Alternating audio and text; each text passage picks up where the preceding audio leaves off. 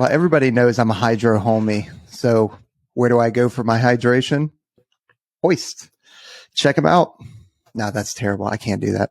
No, that's the best. You have to keep it. No. Hoist is one of our favorite partners. They're some of the world's best humans work over at Hoist. It's no surprise that they're also from Ohio, a lot of them. So no big deal. Shout out Ohio. Hoist is one of the only 3 beverages that's actually approved in the DoD for rehydration. So you've got some rehydration salts, which generally suck. They taste terrible. You've got some other no-name beverage, Gator something, I don't even know. But then you have Hoist. Hoist is actually good for you. You can drink it intra-workout. You can drink it pre-workout. You can drink it post-workout. Maybe you just had a little bit of a extra celebration the night before and you need to reset the next morning and start your hydration off right. Man, Hoist is there for you. It comes in premix. My personal favorite is has powders that you can just throw in a pocket. You can throw in any water bottle that you got. You should give it a quick shake and you've got hydration on the way. It literally makes you feel better almost right away. If you feel that little headache coming on, you feel like you're a little bit dehydrated, man, you throw a Hoist in, you're living your life for sure. Orange, favorite flavor. Dragon fruit, second favorite. Fruit punch in the packets, fantastic. My absolute favorite. Trent, what's your favorite packet mix? I don't know. Lemonade. I don't really go for the packets. I'm a full bottle type of guy, if I'm honest. Nice. But anytime that I'm changing environments, especially, and I think this is important for people that are entering the pipeline or things like that. If I'm going higher elevation or if I'm going to a hotter place than I am right now or more humid, like Hoist is my jam. I have to have it with me because when you get that first workout in that new environment and you're more dehydrated than usual, like that, it says IV level hydration, which when I first saw it, I was super skeptical of. But man, once I started drinking that stuff, I'm on board. I'm a full believer. Can't live my life without Hoist. What's great is there a code for this, Jared? Too. There is a code for this. It's onesready. Real quick before our code though, like kids like it. My kids, especially my son, love it. He's 11 and he actually goes through it more than I do, which is unfortunate because I'll go down in the morning and I like to pound a freaking a Hoist right off the bat because I work out in the morning and sometimes they're gone. So he drinks them all. But yeah, check him out. Lucky for you. Yeah, it sucks for me, but so it just means I got to get more. But yeah, drinkhoist.com, use the promo code onesready and get yourself a discount and go support Hoist. Yeah, awesome people. Plenty of variety packs, plenty of flavors, strawberry lemonade, orange, peach mango, blue raspberry just hit the shelves. So yep, drinkhoist.com, use our code onesready at checkout. It's amazing. Go get yourself some hydration. You got to support them so they don't have to go back to Ohio too. So support the folks that escaped. That's the actual goal is they're just trying to get out of Ohio. That's the only goal. They came up with an entire hydration system just to get out of Southern Ohio. Are we recording? So yeah, we are recording. We're sitting here, we're talking. We might as well record it. Who knows what gold can come out of this? You got any advice that you want to throw out to anybody while we're sitting here, or what? I don't think so. I think we just got done with a podcast, and one of the things that, like you always finish recording and there are things that you wanted to get to that you just don't have time to get to, or you have a thought that you don't get to. And our last guest was talking about the difference between conventional and soft, and I think people have maybe questions about what's the difference, especially if you're like a TAC-P, why would you go soft side and all these other things? And absolutely, it's just like a level of individual risk and responsibility, and the higher the risk and responsibility, the I'm not saying they're different people, but it affects the way you act. It affects the way you approach things. So that was the only thing that came out of the last podcast that I didn't really get to. What about you? Advice? Well, I don't know if I have advice, but I kind of want to expound on that because it ties into a lot of the things that we're talking about. There's this misconception of how soft is used, and we got it from the last 20 years of GWOT. We've said it a million times, the supporting, supported, or who's the primary focus of the fight. For so long, soft is supposed to be a scalpel, not a hammer. We have used a million scalpels over GWOT. We made, it's a Scrubs reference, but we've used the knife wrench for too long. When we really should be using a single tool, right? We made soft do all of these things. The fact that the Navy went to Afghanistan and did ground operations for 20 years in Afghanistan as their primary kind of AOR is just wild. I don't know if you're tracking. I know you've been to Afghanistan. Not a lot of water there, not a lot of maritime missions. So when we start talking about, kind of getting back to how we're supposed to use things, at least from a doctrinal sense, right? When we start talking about where are we going in the military, and the soft question kind of folds into that. People have a misconception about what SOF is, that we're always out there with kinetic effects and we're on the front lines of everything and everything is SOF all the time. You got so used to hearing, in a SOF operation, the number 2 Al-Qaeda terrorist was killed today, or the number 2 ISIS terrorist was killed today in a SOF operation. That is not how it's supposed to be. We've had so much drift away from, large scale operations and using SOF for specific, clandestine or sometimes covert operations. You're supposed to be not in the news. And people are now reorienting kind of to that fact.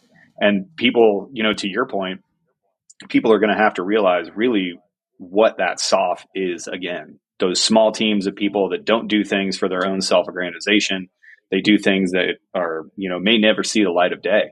And that's kind of where we're moving back to. We're re-baselining. The Navy is, full on focus back to that maritime environment, and the Marines with their littoral space, the Army ground combat operations and irregular warfare. Everybody's really getting back to basics here. I'm excited for it. I'm not going to see a ton of it, and neither will you, because we're kind of at the end here. But kind of that re-baselining of how is it that we're supposed to use these forces. It's interesting, and it's a conversation that we have to have, but it also leads to consternation, right? Because if you have this, SOF is supposed to drop bombs and kill people, and we should hear about them every night, and black helicopters fly everywhere all the time. You get that idea for what it's supposed to be, and then poof, your expectations are not met when you're going and doing these other missions that we're doing. It's just wild. It's interesting, and it's interesting to talk to our guests, especially the strategic leaders that we talk to, because they get it. They're like, this was never supposed to be a thing. The sustained operations that we've had for 20 years really not supposed to be a thing. Well, and what people don't realize is the expectations on the individual don't change, right? So like if you're designed and all your training is designed for you to go do a specific thing, and they're fairly short-term operations typically. I'm not saying that they're not ready for like longer sustained operations, but then you take those people and you put them in a place for 6 months at a time, and then they come home for a few months, and then you send them out again, and then they come home for a few months, and you send them out again. In their mind and as a unit and as a culture, the intensity that they bring is going to be the same, and so you're just gonna burn those folks out. Like, it's not designed for that. It's designed to like come in super intense, get the job done, and then leave. I don't have 8 other dudes behind me that are waiting in the wings to do the same job I do. Like, I don't get days off when I'm deployed, like that type of thing. So it's just different. And so I think getting back to that and getting, the career field where it should be and getting it healthier again.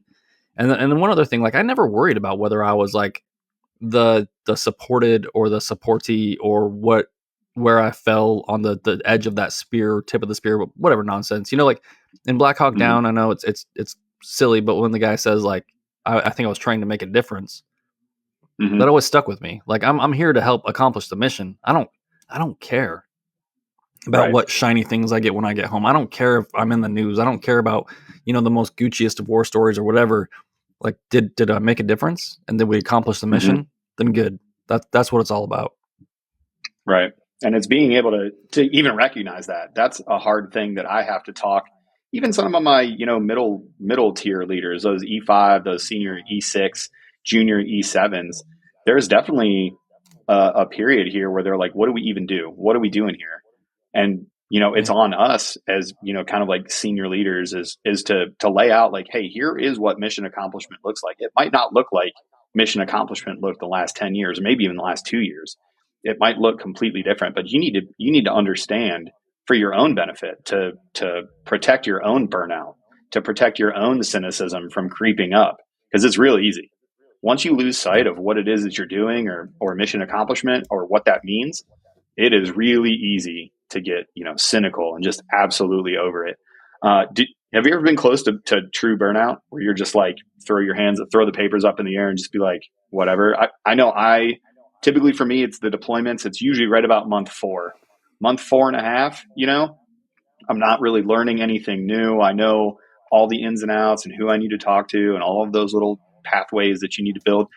But unless it's like super, super intense, I'm not learning anything new at that point. It's not close enough to where you can start a countdown, and it's kind of in those doldrums. That's where I have to be like on my game and be like, hey, put your head down, get through this, and manage yourself. What's your 4-month period? Do you have one? No, like I had a period in my career where I felt like I was alone. You know what I mean? Like I wasn't Hmm. taking care of things at home. Yeah. The people at the unit I was at weren't understanding where I was coming from, and I was, it was one of those things where like I'd done back to back rotations, and they sent me off to do work with some other people, and it was just stressful. And like you go back to your unit and you expect a little support, and they're just like, oh, like they want to criticize what you're doing, like, and I don't know, it's just like I Hmm. just didn't have enough energy left. So like after Yeah. 2 rotations and then doing the criff thing, like I just remember driving down the road one day and just like, yeah, I felt like I was going 160 down the road, and what, the car was getting a little floaty. You know what I mean? Oh yeah. So Oh yeah. yeah, Yeah. I totally I get think I it. think we all get there. I think so too. I used to joke with the instructors that burnout at the schoolhouse was a big thing, right? Like that was one of Yep. the things that we tried to combat for the instructors. We did a bunch of different things, like shortening the tour from 4 years to 3 years with an option for 4, and a bunch of other things. But somebody finally explained it to me in a way that I could understand it, to prevent burnout, because usually burnout comes from that feeling of Groundhog Day, right? I keep doing the same thing over and over again, and you can be home. It's easy to do this when you're deployed, right? Because deployed, it's every single day is the exact same. It's hours and hours of mundane boredom spiced up with moments of sheer terror. That's what every deployment is, right? It's these long periods of inactivity, and then like these moments of death-defying antics and hilarious hijinks that tend to follow in those sort of environments. You know what I mean? But somebody described it to me. I said, I can see how somebody gets burnt out here, because these guys, because I'm speaking specifically about the all male population of my time and context at Kirtland, but these guys, they don't get it, man. I keep having to tell them the same thing. And the guy was like, well, hold on. You're not telling the same guy the same thing. You're telling a bunch of different people the same thing, and you're teaching them that lesson. They're not, it's not like they're resisting your information. You just have to repeat yourself. That's a you problem, not a them problem. It's not a problem with the entire community. You think it's the entire community. It's not. You're tired of giving the same energy to people. And that's how I can tell that you are probably ready to go on to the next assignment. And I was like, wow, that really changed how I kind of look at burnout and stuff. Do I get, do I get upset, or do I get some, frustrated, or, if I'm not having the best day and people are just flowing in my door all day long to the point where I can't get any work done? Yeah, it's frustrating. But you know what? The people that walk in that door, they deserve to not have me frustrated. They deserve my level best, because they came to me with a problem, and I can't afford to be poo poo with them. I can't afford to be not my best, because they need it. That I may be checked out for that day. I may be overcome by events and at my mental capacity for that day, but it doesn't matter to them. They need, help and work. Well, then it helps when you know the individuals and you individualize the people, as opposed to Mhm. just considering everybody a problem. It's Yeah. easy to fall on Yeah. the everybody's a problem side of the fence, but Mhm. same thing when you're an instructor, right? You're gonna feel like it's Groundhog Day and they're the same thing happening over and over again if you don't take any time to like look at the students, maybe have like some short conversations with them and realize like who they are. I mean, just asking them where they come from, and Mhm. finding ways to like unlock those pathways in their brains to learning and getting the outcomes that you want out of them and taking pride in that. But like if you're just like, hey, 40 more cones showed up and I'm going to train them for 3 months and that's just the way it is, and like, are you really getting the most out of it? Are you really training Mhm. to the best of your ability? Are you getting tired of this, or are you just not putting in, and it's not like an effort thing. It's just like finding a way to make it make sense to you, like you said. Mhm. Yeah. Well, and it's part discipline. You know what I mean? Like, it seems like a dumb thing, but I get up on my first alarm clock ring now. And it's one of those things where I was like, okay, let me try this thing. Don't hit snooze. If the alarm goes off, just get up, get out of bed. That's the time you wanted to get out of bed. But that discipline has now given me freedom, because now I'm not tired in the morning. The alarm clock goes off and I've gotten in the habit of just waking up. If you can make those habits, those benefits, like now when I see a group of new 3 levels get to the unit, I'm like, all right, get your mind right. We're doing a bunch of 3 level training over this winter at our spot. Guess what we're doing? The basics. Battle drill 4, battle drill 3. That is it. Basics. We are just going to walk through things, and people are going to get really good at doing the basics, and you just got to lean into it. I've used this quote before. My one of my favorite op soups of all time, Wild Bill Adams. Can't get out of it. Might as well get into it. Yeah.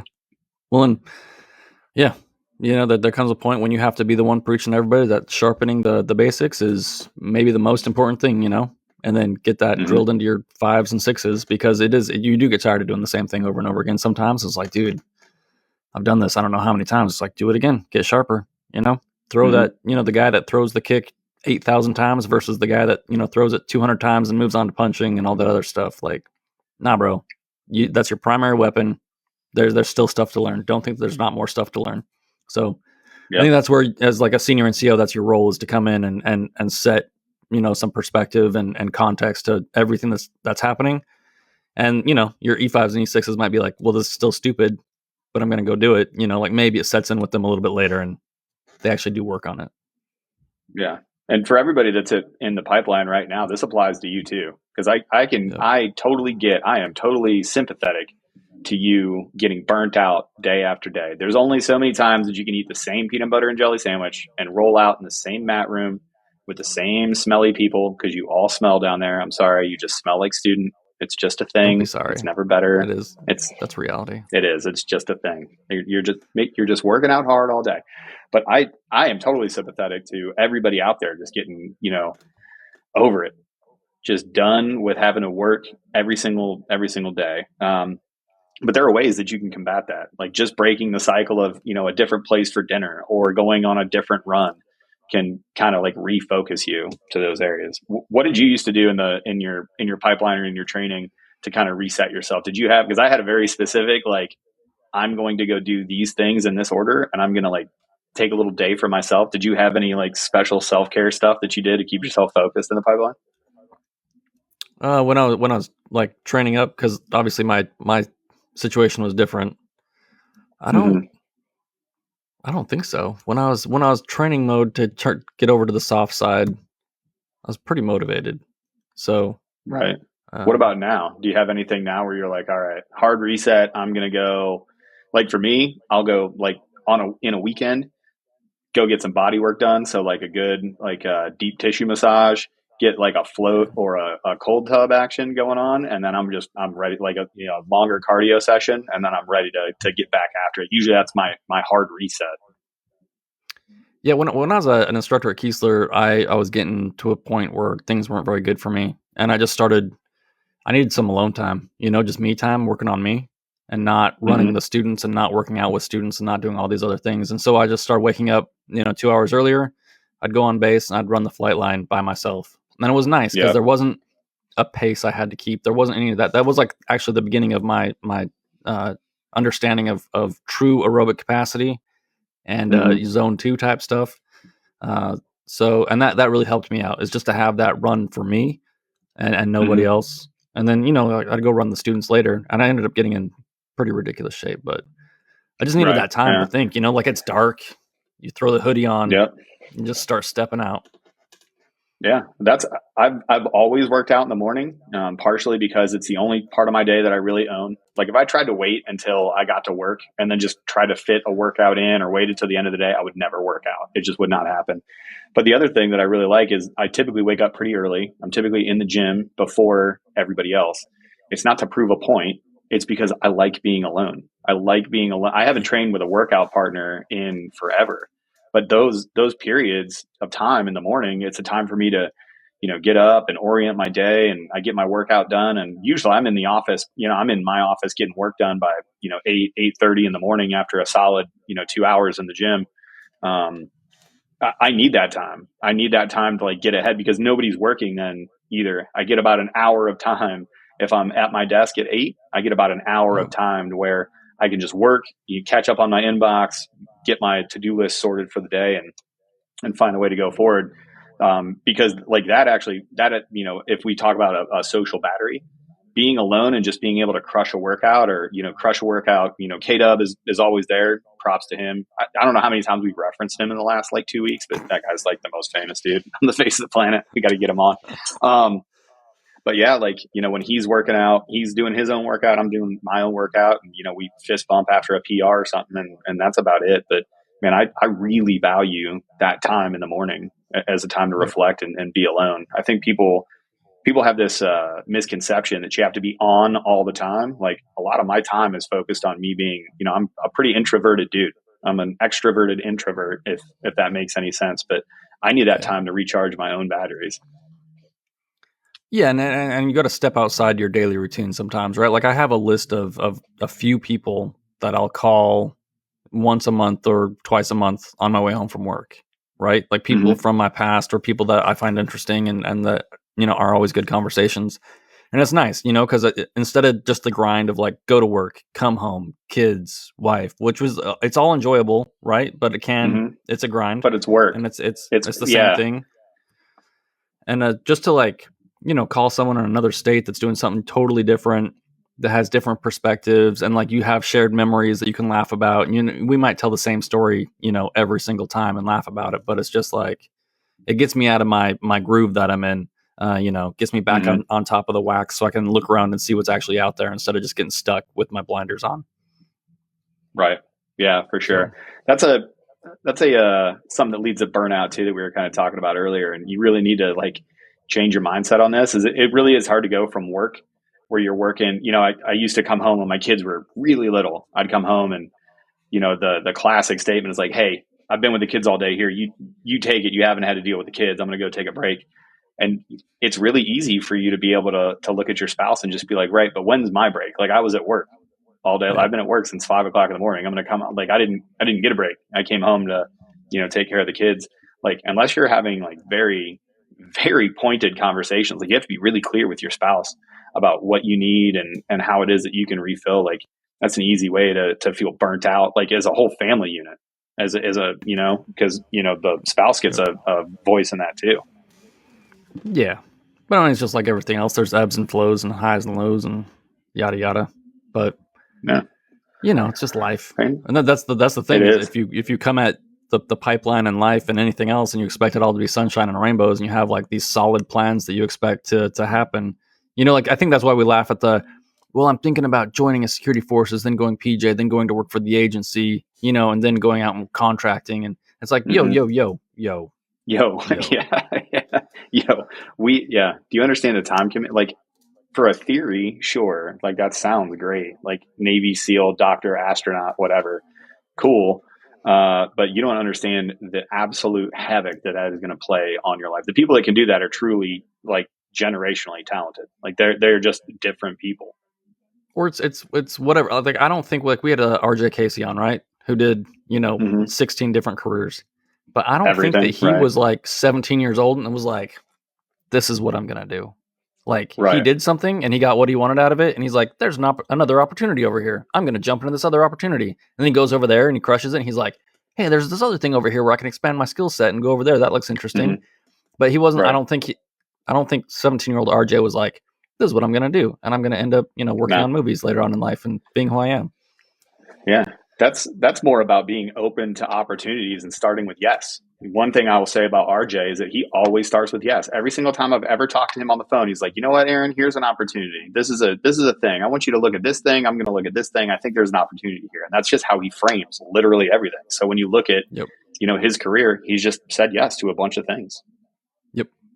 So yeah, there you go. And that'll get you further than everything else. I mean, that's how we got here. We just said yes to a bunch of stupid stuff. And here we are.